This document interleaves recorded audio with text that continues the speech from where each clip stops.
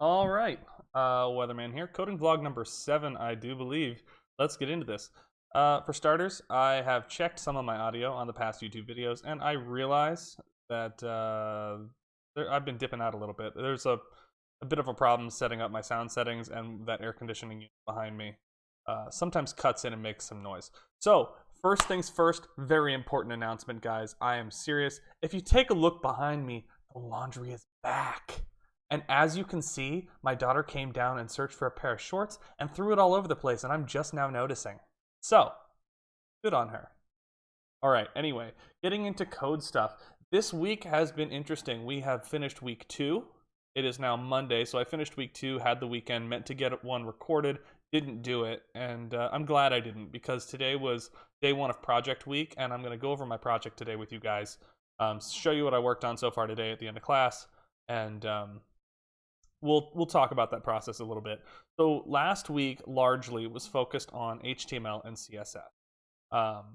We spent a day maybe on flexbox and CSS, and a day on not too much with HTML. It was just a quick exercise, I guess. They did tell us going into the course that we weren't going to be focusing on it very much at all.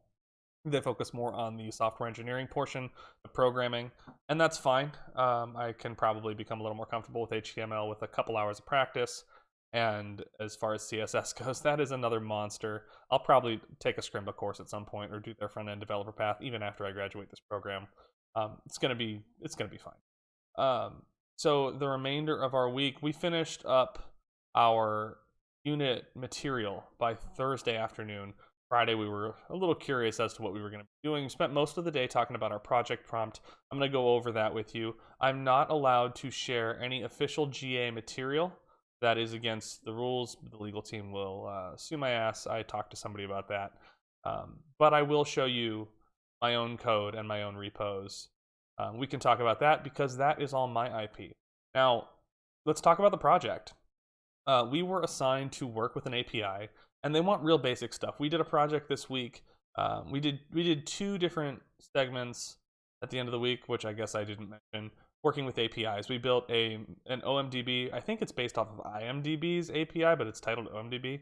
I could be mistaken. We just had to design a site using that API that would allow us to type in the name of a movie that would then return that movie back, or like if I typed Ted, it would give me Ted, Ted 2, Bill and Ted, whatever. Gave me everything with Ted, right? And we had the poster, the year, and the name all pop up. That was the thing. And then the other one we did was dogs, and it had a drop-down menu where we had to populate all of the different choices, and then we worked through with that. So,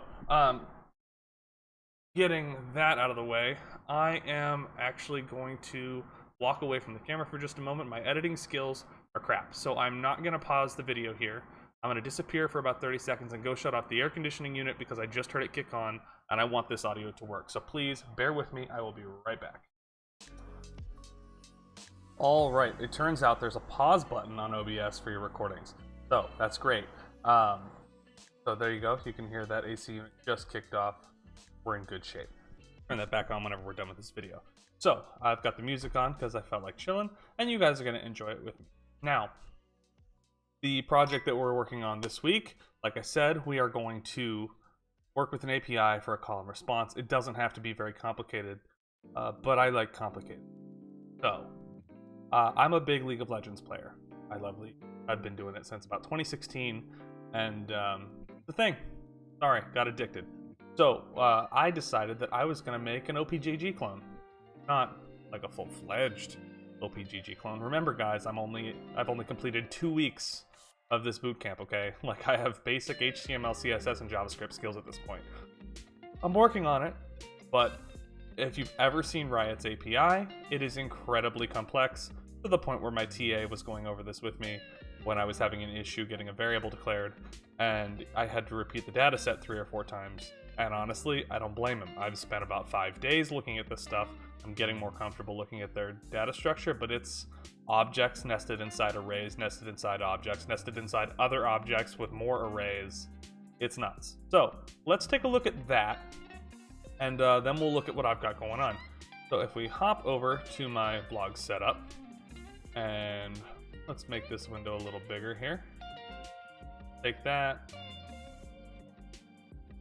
There we go. And get it off of my camera so you can see it. All right, so this is Riot's API. Can't show you my API key, but that's okay. So the way this works, in order to get somebody's match, I have to first, these are all different APIs. They do include Valorant, TFT, and Legends of Runeterra in here. We don't have to worry about them. We first come down to the Summoner v4. In the Summoner v4, we can first search for a summoner by their summoner name. And so we will switch that to header so you don't get to see my key. We'll just put in my summoner name. I am Drunk Cloud in case you're wondering, so hit me up, feel free. We execute the request, and we will get this bit of info back. Now, this is my account summoner name's ID. We'll take this piece and we're going to copy it. And now we go and we shoot over to match v4. Now first we have to get the match list out of this part of the API. So I'll go ahead and put in that account ID that I just copied. And we will go ahead and switch to the header param as well. And then we get spit back with this. And this will be all of my matches. So if we just take the most recent one here and we take the game ID, we copy that. Now we go down to get a match by match ID, which is all the way back at the top of the page. Now we open up this one. Okay. And then we put in this match ID here.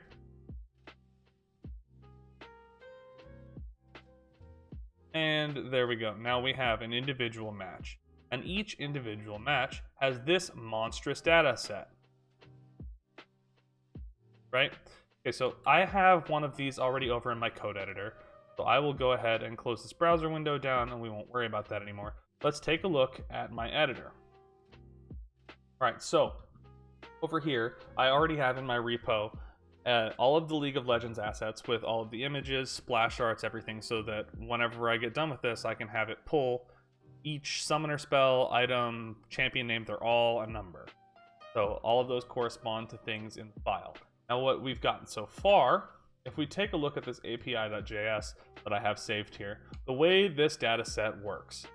First, you get the overall game stats, just what season, what map, what queue, etc.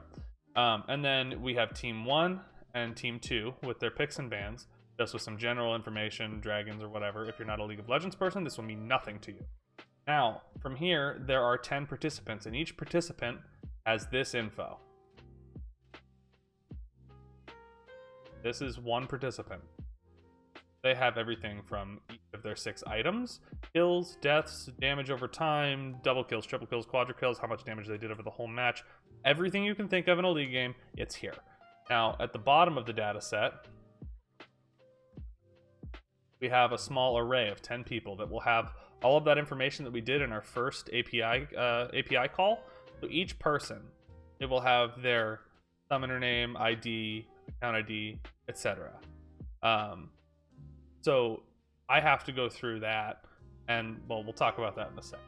So what we've written so far, just a basic DOM. All we have on it are 2 divs for for a summoner name input, and then a button. Whenever the button's clicked, we are going to redirect to another page that I have not built yet because the logic was much more important to me. And this is what we've got going on so far. Pardon the auto formatting. This thing is a nightmare sometimes. I don't know why, but when I let my prettier auto formatter take over, it does this. It won't stop. Every time I've corrected it, it just undoes it again. It also takes my Axios GET requests and multi-line splits them. I don't know how to fix it. It's not that important to me. Everything still works fine, but it's annoying. So we have our API key that I should not have been showing there for a second. It doesn't matter. It's going to expire in like 12 hours anyway. Riot, if you see this, I'm sorry. But it's not a key that's going to matter here in like half a day. Nothing to worry about. And no one's going to see this for a little while. So, first I have set a variable that is equal to the API key plus this little text snippet here. so that it registers properly. And then I have my API calls. These are the URLs that will call for those each individual pieces of information. Variables are declared matching the parts of the API that they'll be going to, match v4, summoner v4, league v4, to get their ranks and stuff. Now we have set variables for our document, for our HTML document, to go to the search bar and the button.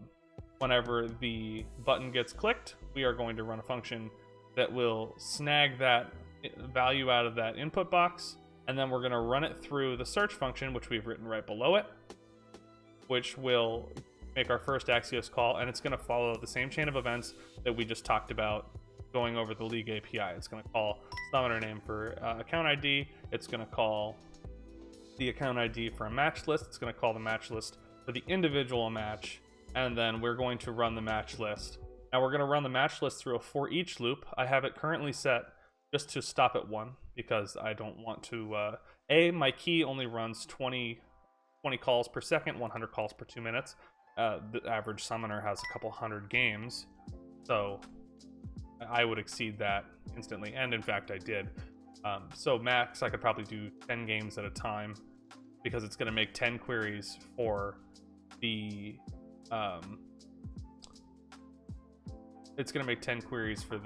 overall array, and then it's going to make 10 queries to go into each match individually, all at the same time. So that'll max the key immediately. So I'll just start there.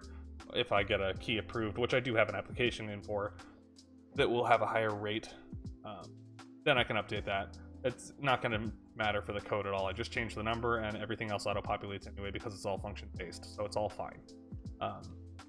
So we have, while the index is less than 1, we're going to go ahead and run it. We're going to set details equals to vmatch.gameID, and then we run the return details function, passing in that game ID as our argument, which runs down to the return details function. This needs some refactoring. This just got done a couple hours ago, and I haven't had a chance to sit down and keep working with it. So what we did was this. I don't know that I'm going to need this player object just yet, but I'm leaving it for now. So we take this function and we are going to run the game ID into another query to get that final snippet that we were just talking about over here that has all this game data. And we are going to delve down into this data set all the way down to that final array of 10 people that we talked about. We're going to have it iterate through that array using a for each loop and find whenever, if you can see in each of these data sets, summoner name is an option, and summoner name is also what was typed into the initial field. So by all logic, we can compare what was typed into the initial field to the summoner name that's on file in there. The reason being, because each participant is labeled 1, 2, 3, 4, 5. I need to know who's who. I'm looking for participant number 4, but I don't know that it's participant number 4, and the logic needs to know how to know that it's participant. So what we're going to do is we're going to iterate through that and find where the summoner name, which we found out was case sensitive, which is why we went with to lowercase. So we're going to find when this summoner name variable, which is just the summoner name part of the data set, we start at participant, we delve one layer deeper to player, and then into summoner name. And we find when that is equal to what my input field's value was initially, and we throw to lowercase on both of them just in case. Now, once that's true, it's going to go ahead and return, and we went with the participant ID, which would be the 1, 2, 3, minus 1 because it's an array and it's 0 indexed. So we get this player indice value back, which will be exactly where they're located. Now, I'm not there yet, I haven't done it, but what I need to do now is I need to go back outside this data set and go all the way up to the top. Yeah, long data set, I know. I need to go all the way back to the top, and I will need to access the game.data.participants bracket player indice, because that's going to be the number of where they're at in the array. Dot, and then from there I can access anything I want to. Oh, sorry, I need to go into stats first because here's another object. So it's going to be the game.participants array indice, whatever that was, dot stats, dot, and now I can go with win, kills, deaths, items, CS per minute, gold per minute, whatever I want to get. Now that I have that, once I set that to a variable, I can just do player.kills, player.deaths, and append all of that information one after another. No more logic required now that I've sorted through those multiple API calls. So moving back over to my browser for a moment, I just wanted to go through my my GitHub. Ooh. And get to my repos. Go into my match history for League of Legends. So this is just what they had us put together for our project. It's just a quick README file. Just really quickly talk about what the project is, show some sites that do what it does. There's the individual data from one person in there just for just to prove that we could get the API snippet. A quick mock-up of my site and what it's going to look like. Like I said, it's an OPGG clone. We're going to look at what that looks like. We have a minimum viable product. Basically, what I want to be able to do is get a bare minimum of one summoner's match with at least their name, rank, and match displayed, with at least a KDA champion played and CS score. I would love to get builds as well, but I haven't delved into the of populating images based on value queries. We have a quick schedule put together. Pause it if you want to look at it. A quick time investment schedule that we have rolling, and that's it. That's the whole project. So they didn't ask for much, but I decided to go with much. I do have a few gripes. It feels like now you guys want the honest version of what's going on in bootcamp in general, and that's what I'm going to give to you. I'm just waiting for someone from my class to see this and get mad that I'm talking shit. But basically, sometimes I wonder how people turn on their computer.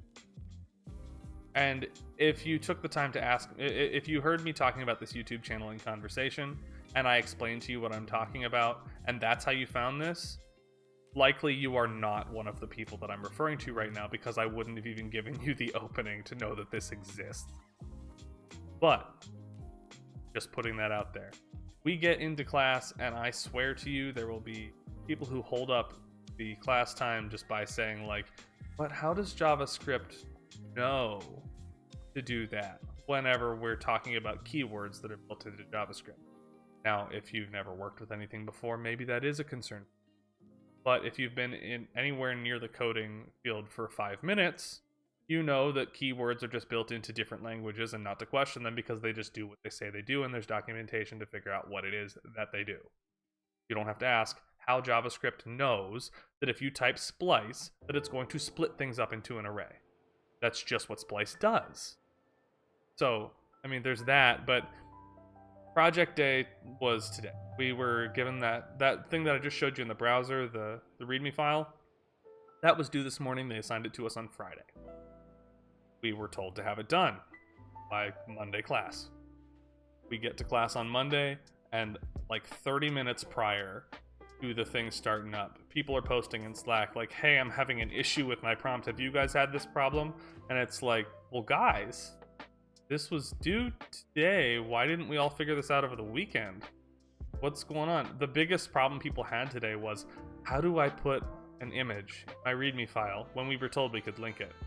We were like, put a screenshot of your mockup into Imgur or wherever you do. I personally use Discord as my image hosting service. It's not like they do high quality or anything, but I use Discord for everything. So for me, I have a private server that I just throw all my miscellaneous bullshit that I need to link to random places, and I just go ahead and use those links. So that's what I did here. People probably spent a good 20 minutes on that. But on top of that, while I love my instructors, they are nice people and they are very patient.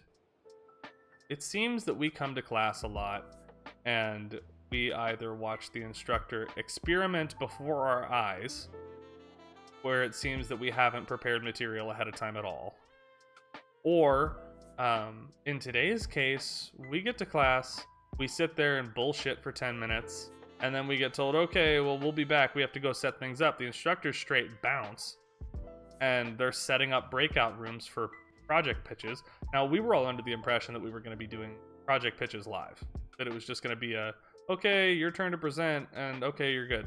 Apparently, it was we need to pull you into a room one by one. Here's a sign-up sheet to get it done type of thing. Not ideal. So we sat there for about 15 minutes before they started calling people back in. Class starts at 9. I got called in at 11:30. I submitted my sign-up 45 seconds after he slacked out the link to sign up.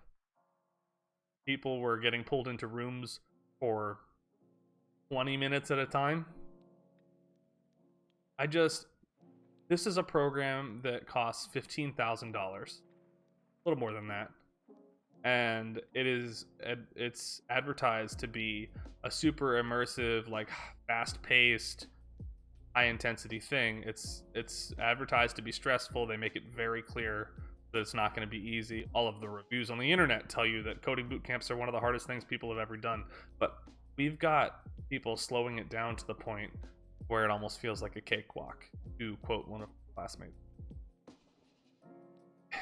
We have people who are asking for homework from 9 days ago in Slack channels. Now, I don't want to put off the holier-than-thou vibe or the I'm better than anybody vibe, because I'm not. That's not what I'm saying at all. But I have 4 children, 3 of whom need to be at cheer practice 45 minutes after I get up from my desk. I do my homework in my car, on my laptop for 2 hours. I come home and I have not successfully completed my homework in my car once. So I get back to work on my homework up until about 9 or 10 p.m. I am doing schoolwork from 9 to 9, if not later. And I am 100% completed on my homework.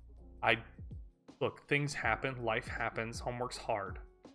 But if you just take the time to sit down and do it and make sure it gets done before your other shit, as long as your family's taken care of. Look, I understand if you've got a mother with cancer or your kids need dinner cooked, yeah, you've got a reason. But I can't wrap my mind around how people are 9 days behind on assignments. I just can't do it because I've managed to get them all in on time. I'm not a Superman, and I struggle with the assignments. I'm struggling just along with the rest of them. I'm in TA hours every night, just like they are. And I talk with them and they talk with me. I learn things from some of these people. You know, I can think of at least 5 names right off the top of my head who are people that I will go to with problems in my class, who I know will be able to help me. And I can think of 5 names who I see texting or like just off camera. It came to my attention that we did have a student who was like that, who dropped out of the program to move over to the Flex program this week after I hadn't seen him for a few days. I heard about it. So, look, I feel like I paid for something, and I'm learning things. Don't get me wrong, I am learning things, but I could be learning so many more things if people who weren't as serious about this hadn't wasted the time enrolling, or did something self-paced. There are people in this class who, every time a question has been asked, they are confused, they are lost, they have admitted as much. There are people who don't participate. There are people who we don't know where they're at. So, now that I've ranted about that for a few minutes and somebody's going to see this and think that I'm just straight being mean, I'm not, but I am being honest, and sometimes it hurts, man. But I pride myself on being honest and being blunt, and it gets me in trouble. But this is not one of those times, thankfully, because while I'm here to learn things and networking is part of that, you can't handle a little bit of honesty, that's okay. I don't need you around anyway. So, whew, that got heavy. So, yeah. That's today's episode. It looks like we've gone on about 24 minutes now. I need to wrap this up. No one's going to click on this damn thing. So, you guys have a wonderful night. If you have any questions, if there's anything you'd like to see, if there's anything you want to know about General Assembly in particular, if there's anything you want to know about how coding boot camps work, basic JavaScript questions that you want to put me to the test on, feel free. Thanks, guys, and I'll see you in the next one. For the ride.